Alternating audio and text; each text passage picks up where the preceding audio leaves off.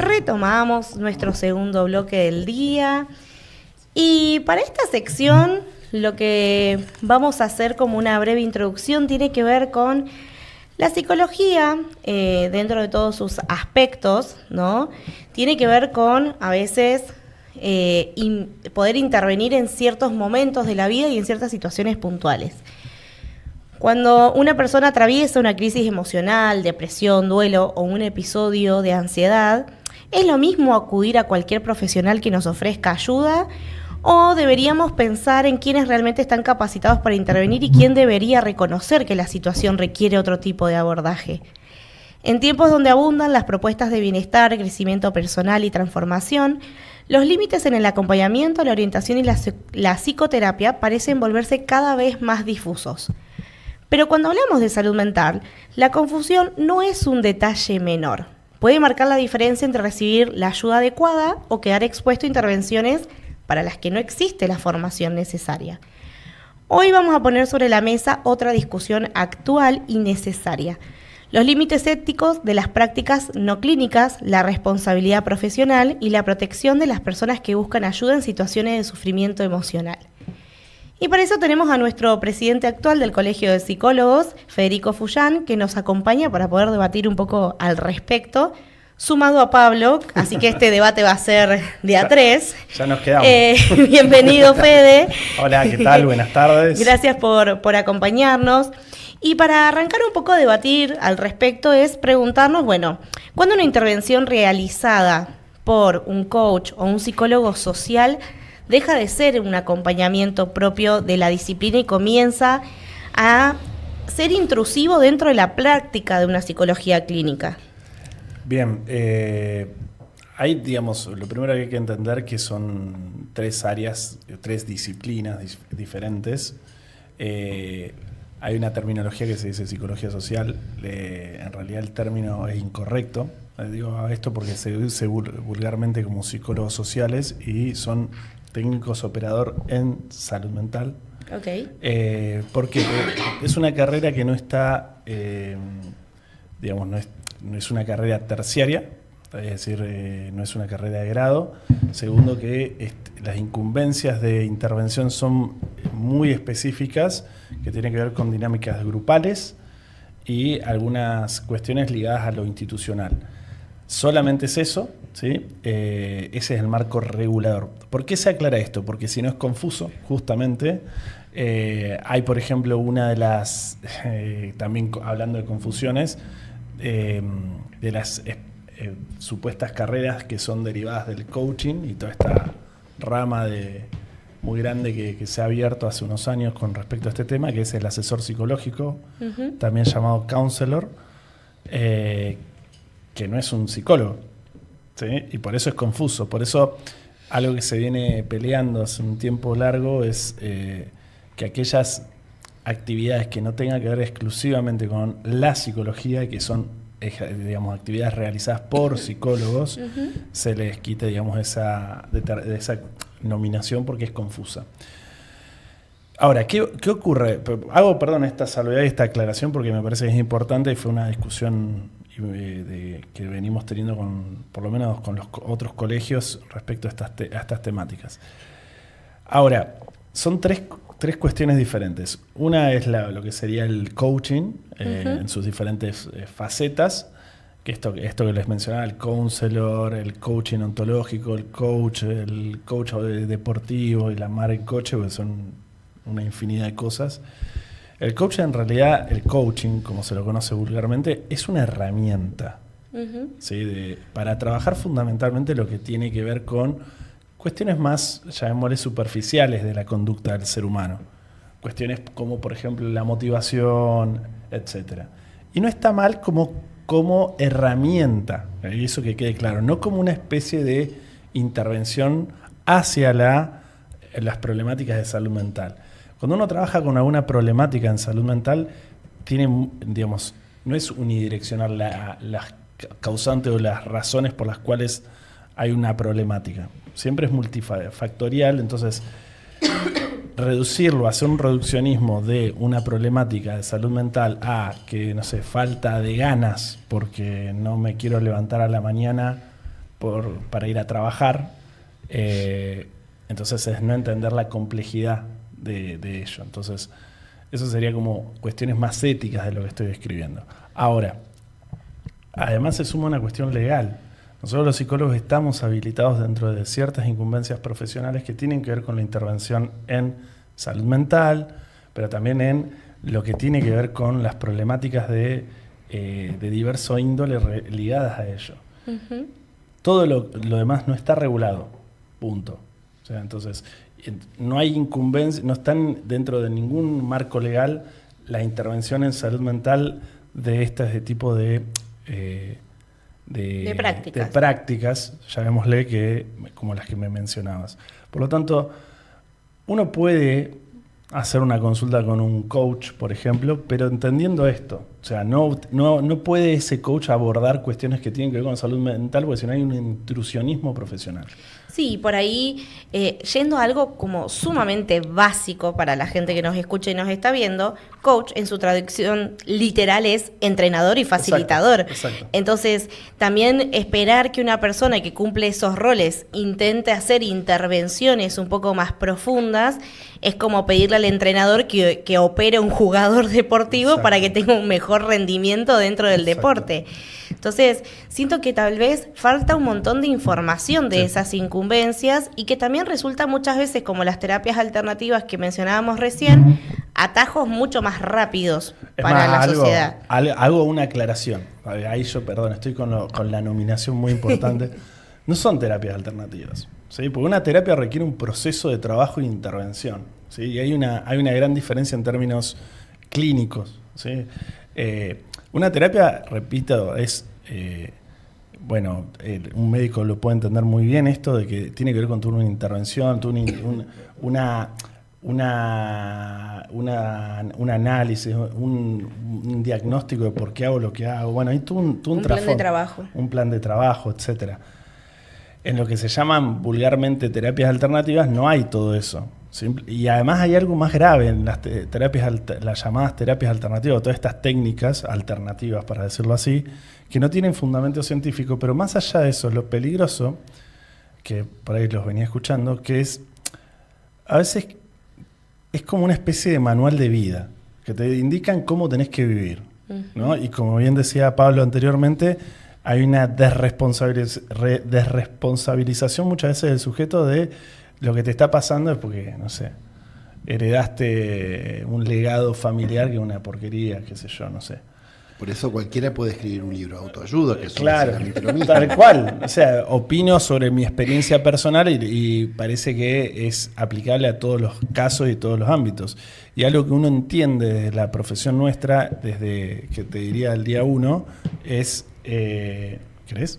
Sí, por favor. Bueno, estaba apestada vos, me parece. ¿No? ¿No? Estaba tosiendo recién. No, chicos, esta tos la tengo hace 4 programas, los operadores me deben estar odiando cada vez que toso. ¿Es verdad? Es alergia al clima, chicos, favor, se los puedo asegurar. Por favor, porque nos va a apestar a todos, ¿no? No sé qué estaba diciendo. Estaba diciendo. De las terapias alternativas y el abordaje. Hay una cuestión. Perdón, ¿no? Mi mente disoció. No, a ver, uno entiende, puede uno ir a preguntar y a consultar, pero a ver, lo peligroso es cuando te dicen como te bajan línea, como se dice, ¿no? Te dicen, entonces vos tal cosa por esto, ¿no? Entonces tenés que hacer tal otra, ¿no? Tipo ritual. Y la vida no funciona así, es más complejo. Uno puede tener algunas ideas de cómo orientarse frente a ciertas situaciones, pero cuando la cosa es tan directiva, termina siendo lo que se llama, en mi práctica, los mandatos superyoicos, y que terminan siendo limitantes. Entonces eso también es lo peligroso. Y es lo que pasa también con todas estas mal llamadas terapias alternativas, pero también con el coach, que te digitan todo como una especie de plan de trabajo que además es generalista, porque es para todos igual. El adoctrinamiento generalizado. Claro, pero porque es una cosa como... Qué buena palabra para esto, ¿no? Es sí. un imperativo desde el mundo del saber, en el cual no sé... tengo que acoplar al paciente a mi idea. No tengo que dar la herramienta que le sirve al paciente. sí, te entiendo, hay diferencias, puedes ver qué puede una persona, qué no, pero es simplemente agarrar a una persona y meterla dentro del campo que vos manejás. O sea, eso Y es algo, sí. vamos a agregar algo, más allá de las diferencias epistemológicas, porque de hecho acá nosotros tres tenemos Miradas distintas. Sí, miradas distintas, y eso es muy rico. Justamente, ya que tocamos esta palabra que me parece tan rica, que es el saber, justamente el paciente en un espacio clínico lo que está haciendo es un descubrimiento de su saber, de su propio ser, de su propia persona. Es un recorrido de aprendizaje donde va aprendiendo sobre sí mismo. Y si uno cae en estos lugares tan comunes que a veces son peligrosos porque te van diciendo qué tenés que hacer, qué tenés que decir, qué tenés que pensar, qué tenés que sentir, y que parece como una especie de disciplinamiento, efectivamente, termina siendo muy peligroso y muy complicado. Y no sé si a ustedes les ha pasado, por lo menos a mí me ha pasado muchas veces de tener atención a pacientes que vienen de estos lugares y que vienen muy, muy destrozados porque obviamente han tratado de ser buenos alumnos, por decir así, y cumplir con todas esas pautas de ritualísticas que les mandan y que obviamente no funcionan. Y que la pregunta muy frecuente de ellos hacia un terapeuta es, bueno, ¿y qué hago? Sí, Decime qué claro, hacer, claro. a dónde voy, cuál es el paso a seguir, Claro. y donde también crea como esta confusión en, no, procesemos juntos lo que ocurre, pero decidí vos desde el lugar de tu autoexploración o de lo que sale dentro de esos espacios Tal de cual. terapia. Y agrego una variable más que está hoy en día, que son las inteligencias Ay, artificiales. sí. El chat GPT me dijo que... Claro, bueno, es muy típico. Todo lo que vimos en el Estuve programa hablando- anterior. Estuve hablando con ChatGPT o Gemini o lo que sea, o Grok, lo que te guste, y me dijo que hiciera tal cosa. Bueno, volvemos a lo mismo, es la misma lógica. Sí. O sea, ojalá hubiera un manual de vivir que nos dijera cómo vivir. No Sí, lo hay. Yo me encontré esta semana con una consulta como de última hora, donde terminé retando al adulto responsable porque había googleado los síntomas de un menor y como que le había traducido lo que había leído a ese menor No. y habían llegado como en una desesperación y le digo, no hagas esto nunca más. No. Tenés mi número, escribime primero No. y después vemos. Y pasa mucho esto también, que yo siento que hoy es una gran problemática por ahí, y es que socialmente no se conoce el límite de la profesión de estos psicólogos sociales Sí. mal llamados, ¿no? Sí. Dentro de este mundo. Y que hoy, por lo menos en nuestra provincia, cuentan con una matrícula de ejercicio profesional. Sí, Entonces, un dilema eso. ¿dónde está ese límite de las intervenciones, de las incumbencias, cuando aparece tal vez la interpretación de síntomas, de la lectura de la personalidad, o estas cuestiones que tienen que ver con una salud mental y áreas mucho más delicadas? ¿Dónde podemos ver el hecho del límite? Porque yo he visto profesionales de la parte social trabajar en grupos y es intervenciones como, esto te pasa porque tu personalidad tiene estos rasgos y estos componentes. Y es como a veces difícil poner un alto en esa dinámica. ¿Cómo podemos transmitirle a la sociedad que esto no debería ocurrir desde ese lugar? Pienso que lo primero que uno tiene que entender, que ningún profesional relacionado a la salud mental te tiene que decir qué hacer. ¿Sí? Partamos de esa base. En todo caso, nosotros trabajamos en conjunto con el paciente con, si querés, estrategias de trabajo, de abordaje, diferentes tipos de cuestiones ligadas a ello. Pero es preocupante cuando se baja línea de esa manera, ¿no? Porque justamente cae como plomada, como una especie de golpe macizo que parece un determinante. Por eso uno, y esto es importante que la gente a veces sepa, que uno como profesional de la salud mental, el diagnóstico le sirve al profesional, porque es lo que nos va a dar la dirección de cómo vamos a abordar el tratamiento y qué tipo de intervención vamos a hacer. Pero el diagnóstico al paciente, ¿de qué le sirve? Porque hay que entender un montón de psicopatología para poder desglosar la gravedad, porque uno escucha algo como, no sé, trastorno límite de la personalidad, o escucha cosas como neurosis, ¿no? Y piensa, listo, estoy jodido. Sí. ¿Sí? Y es abrumador para la persona que no está en el tema, ¿no? Entonces, por eso uno tiene que ser cauto. Es complejo porque hoy hay un acceso a la información burdo, casi te diría, y que muy libre, lo que no significa que haya mucho saber. que es diferente. Por eso yo les decía esa salvedad. Información hay en cualquier lado, pero el saber se obtiene solamente a través de un proceso de aprendizaje. Por eso el tratamiento psicológico, la terapia psicológica más tradicional, llamémosle, requiere de ese proceso, es un proceso de aprendizaje sobre mí mismo, sobre mi historia, sobre qué me pasa, por qué me pasa lo que me pasa, poder posicionarme de otros lugares, etcétera, etcétera, etcétera. Y eso requiere tiempo y trabajo. Entonces, alguien que te dice, esa bajada de línea es, tu problema, Pablo, es que sos Pablo. Pablo, tu problema es que sos Pablo. No sé, que te bajen esas líneas termina siendo como condicionante, ¿no? Estigmatizante. Y además estigmatizante porque efectivamente es como se dice el famoso síndrome de Pigmalión, ¿no? Si tantas veces te digo tal cosa a vos, te lo crees. Termino creyendo lo mismo. Imaginemos en la posición. El sesgo cognitivo, como diríamos los cognitivos conductuales, el de confirmación. Pero además sumemos una variable, si digamos, durante mucho tiempo a alguien le dicen algo, te lo terminás creyendo. Y más cuando ese significante viene derivado de una persona que tiene cierto grado de cierta potestad, cierto poder, como un psicólogo, en una relación desigual que hay en un espacio terapéutico. Entonces, me parece que lo correcto y lo ético es, bueno, nada, empezar a entender que, y más que nada la población, entender que solamente los psicólogos y psicólogas estamos habilitados para trabajar con tratamientos que tienen que ver con problemáticas en salud mental y solamente nosotros. No, y si se quiere, un psiquiatra. Ok. Punto. Y para redondear un poco la temática, ¿dónde estarían esos límites éticos que deberíamos tener en cuenta entre el coaching, el psicólogo social, estas mal llamadas terapias alternativas? ¿Dónde podemos darnos cuenta que el intrusismo profesional está ocurriendo y cuál es esa responsabilidad que deberían tener las otras profesiones? Qué pregunta, ¿eh? Bueno, a ver, acá A ver, presidente. Bueno, acá entramos en un dilema complejo, porque ¿cuándo nos damos cuenta que hay intrusionismo? Fundamentalmente porque se empiezan a tomar atribuciones estas otras actividades o disciplinas que no tienen que ver con lo suyo, tienen que ver justamente con lo que es la disciplina sí, ¿no? Con la disciplina sí de los psicólogos y psicólogas.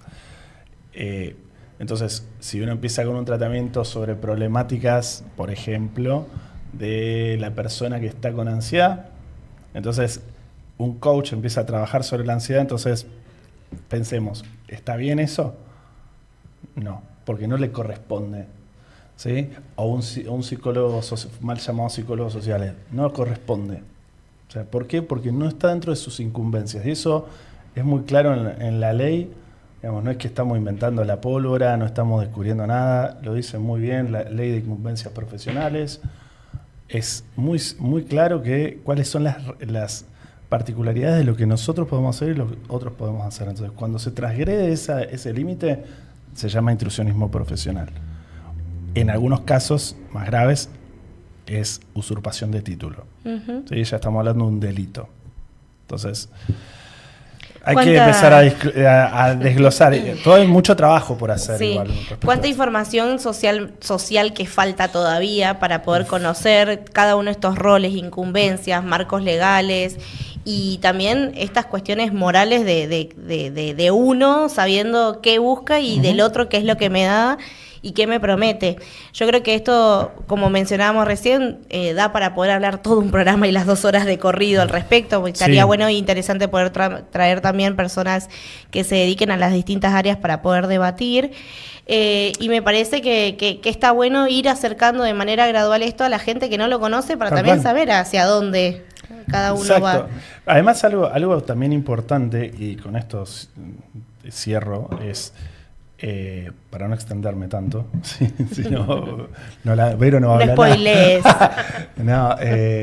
No, algo fundamental es que nuestra práctica está regulada, ¿sí? Entonces, también protege a la población de las malas praxis y las faltas éticas. Entonces, todas estas otras que nosotros describíamos no están reguladas. Entonces, uno sí puede ir a hacerse, no sé, registro akáshico, perfecto. ¿Quién regula a esa persona? lo que dice, lo que hace. Y que no te va a despertar ningún grado de malestar mental. Claro, tal cual, que no sea más el daño provocado que la solución, entre otras cosas, ¿no? Entonces, entiendan que también uno se protege de cuando va a un profesional que está regulado, ejemplo, como un médico. No es lo mismo ir a un médico que ir a un, no sé, un mano Huesero. santa, un huesero, El un mano curandero, santa. ¿Eh? Los curanderos. Los curanderos, ¿no? ¿Por qué? Porque vos sí, querés ir a un O curandero, coach, andá. un coach médico, ¿viste? Claro, Que hay coach tal para cual, todo. tal La cual. otra vez había visto que hay un coach de sueño. Sí. En Buenos Aires es muy famoso que laburan El coach durante nutricional. Claro, 10 días, viste que te trabajan y vos Sí. le podés llamar a cualquier hora y le preguntás consejos de cómo Está buenísimo. hacerlo dormir. Está bueno, Ojalá. pero Que me enseñe. Que haga dormir 8 horas corridas y de buena calidad de sueño. Y eso que no tenés hijos. Capaz que dormiría mejor, ¿viste? Ya te entregaba, vaya, ya fue. No, y algo para también aclarar esto, por eso también me parece que es clave la difusión. ¿Sí? En nuestra práctica es importante la difusión, como bien decían, la psicoeducación. La idea de este espacio también era empezar a difundir, acercarnos más que nada a la población. Y bueno, empezar a dilucidar un poco dónde estamos parados en relación a la práctica, ¿no? Bien. Y